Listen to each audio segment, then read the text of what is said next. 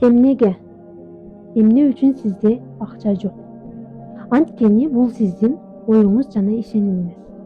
Ооба, акча жок. Себеби сиз өз оюңузда алдын ала чечим чыгарып койгонсуз. Менде акча жок, менде болбойт, мен ала албайм, менде акчам жетпейт.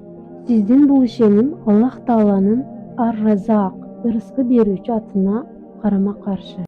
Акча Аллах Тааланын бизге берген ырыскысы. Бирок сиз эмне үчүн мындай ойлойсуз, ишенесиз?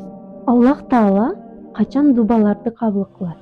Качан гана эсептелген акчага эмес, Аллахка таянып, сизде бир гана Аллах бар экенине жана мүмкүн болбогон нерсени мүмкүн кылуучу Аллах экенине толук ишенгениңизде, Аллахым жок жерден бир көз ирмемде сизге сиз каалаган нерсени, балким квартира, балким машина жана башка нерселерди бериши мүмкүн.